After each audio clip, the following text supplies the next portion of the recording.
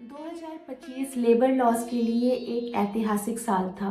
Courts ने कुछ ऐसे जजमेंट्स दिए हैं जो साइलेंटली आपकी job security, commute safety, PF, gratuity सब कुछ रीडिफाइन कर देते हैं। ऑफिस जाते वक्त कोई एक्सीडेंट का शिकार हो जाए, कंपनी बैंकरप्ट हो जाए या सालों काम करने के बाद सडनली कॉन्ट्रैक्ट खत्म हो जाए, सवाल ये है कि क्या आप श्योर हो लॉ आपके साथ खड़ा है या नहीं खड़ा है।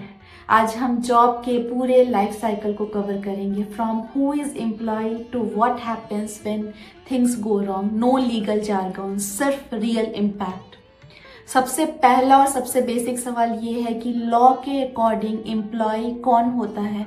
फ्रीलांसर, कंसल्टेंट और इंडिपेंडेंट कॉन्ट्रैक्टर से एम्प्लॉय को अलग कैसे पहचाना जाता है। कोर्ट से एक पुराना कॉन्सेप्ट यूज करते हैं जिसे मास्टर सर्वेंट रिलेशनशिप कहा जाता है। नाम पुराना लग सकता है लेकिन इसका कॉन्सेप्ट बिल्कुल सिंपल है, बिल्कुल अलग है, थोड़ा नया है। की फैक्टर है कंट्रोल। अगर एम्प्लॉयर सिर्फ ये डिसाइड नहीं करता कि आप काम करोगे, बल्कि ये भी डिसाइड करता है कि काम को कैसे, कब और किस सुपरविजन में करोगे, तो लॉ आपको एम्प्लॉय मानता है। कोर्ट्स कुछ इंपॉर्टेंट चीज़ें चेक करते हैं। वो देखते हैं कि आपको कौन हायर करता है, कौन फायर कर सकता है, कौन डिसिप्लिन करता है, और सबसे इम्पॉर्टेंट बात कि कौन कंप्लीट कंट्रोल और सुपरविजन एक्सरसाइज करता है। सिर्फ सैलरी दे देना या ऑफिस स्पेस दे देना इनफ नहीं होता। पावर डायनामिक सबसे ज़्यादा मैटर करता है। इस प्रिंसिपल का एक क्लियर एग्जाम्पल 2025 के माननीय सर्वोच्च न्यायालय की एक केस में देखने को मिला। एक कोऑपरेटिव बैंक ने अपने कैंटीन के लिए जगह और सब्सिडी प्रोवाइड की थी, लेकिन कैंटीन के वर्कर्स एक कोऑपरेटिव सोसाइटी के अंदर काम कर रहे थे। बैंक के पास वर्कर्स को फायर करने, डिसिप्लिन करने या उनके काम को कंट्रोल करने का पावर नहीं था। सुप्रीम कोर्ट ने क्लियरली कहा कि सिर्फ फैसिलिटी दे देने से एम्प्लॉयमेंट रिलेशनशिप इस्टेब्लिश नहीं होता, इसलिए उन वर्कर्स को बैंक या एम्प्लॉय नहीं माना गया। ये judgement general manager UP cooperative bank limited versus Akshay Lal case में दिया गया, जो 11 सितंबर 2025 को डिसाइड हुआ था जस्टिस जेबी पारदीवाला और संदीप मेहता की बेंच के द्वारा। एक और बहुत कॉमन प्रॉब्लम है जिसे कोर्ट ने 2025 में एड्रेस किया, वो है टेम्पररी कॉन्ट्रैक्ट्स का मिसयूज। कई एम्प्लॉयर्स परमानेंट नेचर के काम के लिए वर्कर्स को सालों तक टेम्पररी या कॉन्ट्रैक्चुअल बेसिस पर हायर करते रहते हैं। सुप्रीम कोर्ट ने इस प्रैक्टिस को अनफेयर और एक्सप्लॉयटेटिव माना। कोर्ट ने कहा कि अगर काम परमानेंट है तो वर्कर्स को बार बार टेम्पररी कॉन्ट्रैक्ट्स पर रखना गलत है।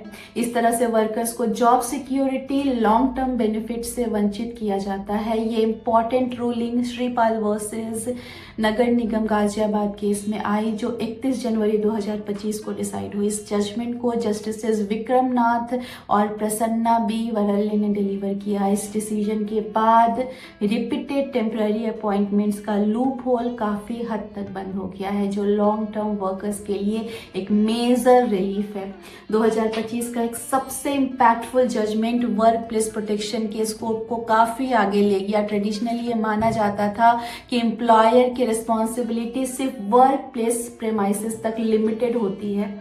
सुप्रीम कोर्ट ने इस सोच को बदलते हुए कहा कि ऑफिस आना और ऑफिस जाना भी एम्प्लॉयमेंट का ही हिस्सा है। अगर एम्प्लॉय कम्यूट के दौरान उसका एक्सीडेंट का शिकार होता है तो उसे कोर्स ऑफ एम्प्लॉयमेंट के अंदर माना जा सकता है और माना जाएगा। इसका मतलब ये है कि इंश्योरेंस और कंपनसेशन क्लेम्स के लिए अब एम्प्लॉयज को ज़्यादा प्रोटेक्शन मिलेगी।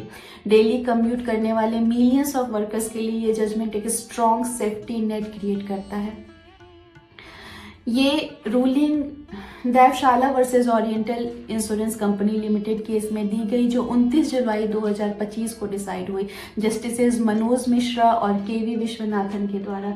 2025 के डिसीजंस का एक सबसे बड़ा फोकस एम्प्लॉयज की फाइनेंशियल सिक्योरिटी पर भी रहा। माननीय सर्वोच्च न्यायालय ने प्रोविडेंट फंड और रिटायरमेंट बेनिफिट से रिलेटेड कई मिसअंडरस्टैंडिंग्स को क्लियर किया।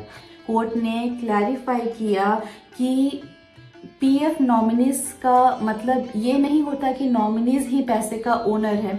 नॉमिनी का रोल सिर्फ एक ट्रस्टी या रिसीवर का होता है जो पैसे कलेक्ट करता है। ओनरशिप एक्चुअली इनहेरिटेंस लॉ के हिसाब से ही लीगल हायर्स को मिलती है। ये क्लैरिफिकेशन बुल्ला मलाती वर्सेस बी सुगना केस में दी गई जो 5 सितंबर 2025 को डिसाइड हुई। इस बेंच में जस्टिस संजय करोल और एन कोटेश्वर सिंह शामिल थे। एक और बहुत पावरफुल रूलिंग में सुप्रीम कोर्ट ने कहा कि अगर कोई कंपनी बैंकरप्ट हो जाती है तो एम्प्लॉइज को पीएफ ड्यूज को सबसे पहले पे किया जाना चाहिए। इसका मतलब ये है कि बैंक्स, फाइनेंशियल इंस्टीट्यूशंस और दूसरे क्रेडिटर से पहले एम्प्लॉइज का पीएफ क्लियर करेगा। इस डिसीजन ने पीएफ को प्रैक्टिकली एक वीआईपी स्टेटस दे दिया है। ये judgement Jalgaon district central cooperative bank limited versus state of Maharashtra case में आया जो 20 नवंबर 2025 को डिसाइड हुआ जस्टिस बी.आर. गवई और प्रसन्ना भालचंद्र वरल्ले के द्वारा।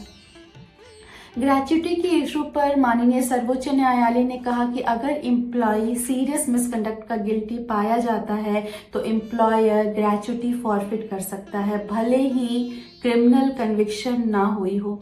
ये जो डिसीजन था वेस्टर्न कोलफील्ड्स लिमिटेड वर्सेस मनोहर गोविंदा केस में 17 फरवरी 2025 को दिया गया।